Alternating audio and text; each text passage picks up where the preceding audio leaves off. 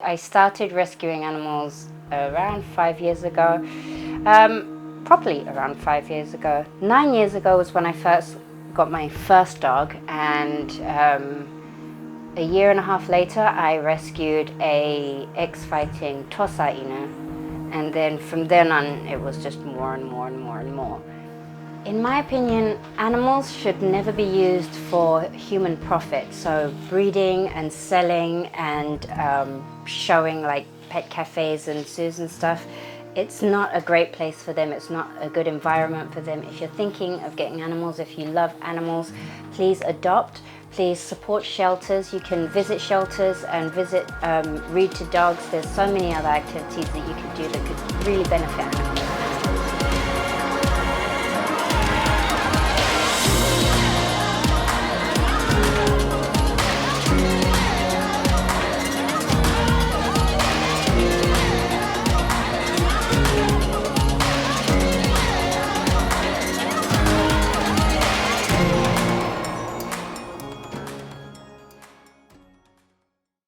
My name is Mina Martinez. I'm from England. I'm half Japanese and half Cuban, and I run a sanctuary called AnimO. It's hard to kind of pinpoint when I started this sanctuary. I started rescuing animals maybe 5 years ago, and then I moved out of Tokyo because I had about 30 animals in a house in Tokyo, which was crazy.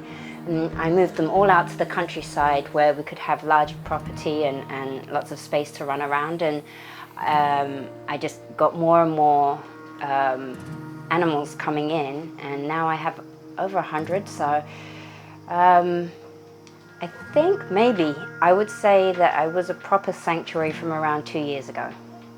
I first started off by, my dream was to open a dog shelter.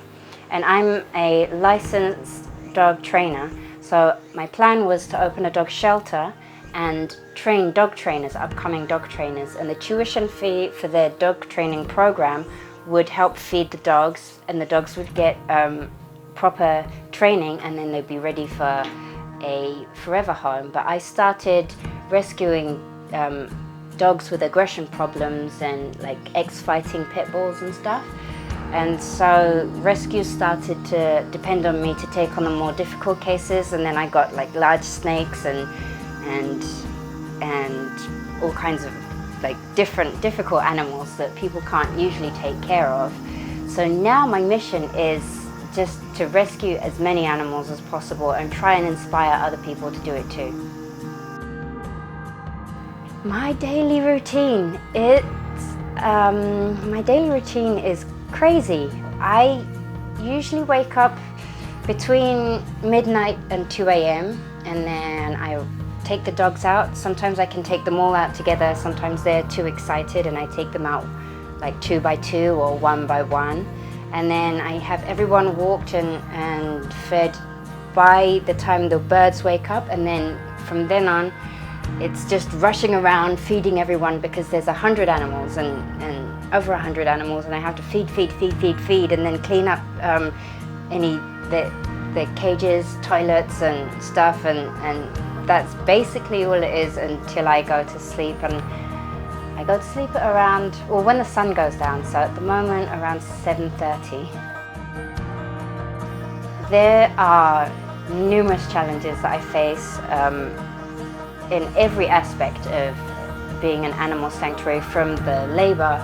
Also, funding is extremely difficult because to feed 100 animals a month, even if I get the cheaper options, which I don't really like to do because it's not the best options for the animals, I try and find the best options, and it's usually around $2,400 a month. And so finding donations enough to keep going is a challenge. I tried to register as an NPO, but I don't qualify because we don't have 10 employees, and there's things that there's a lot that's holding me back, but I don't want anything of that to stop me. I don't have any staff at the moment.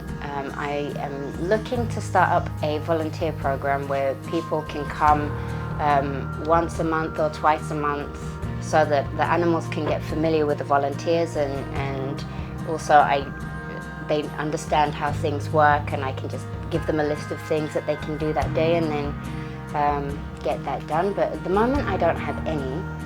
Today at this point I'm going to say that we have 116 animals, but 2 tortoises, giant African spurred soul carters are coming this week, and next weekend I have to go for another round at a hoarder's house, and last time I went there I brought home 18 animals, and at the moment with the coronavirus so many pet cafes are closing down. So by the end of the month I think we're bringing in 2 more pigs, 1 or 2 more owls and a finnick fox. For example, the pigs that are coming, the really sad thing is it's a mini pig cafe, and they need small pigs, but pigs obviously they grow. My pig Kevin, he was a mini pig too, and he was supposed to be at a mini pig cafe, but he got too big, and they don't want big pigs because that doesn't attract customers, so they want the small pigs, and once they get too big they just throw them away.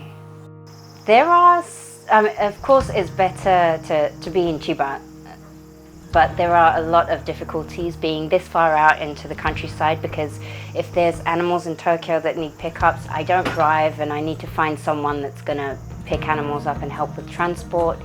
There are some difficulties, but overall for the animals' sake, the amount of space that we have here and no neighbors complaining about barking and stuff, it's much better for everyone.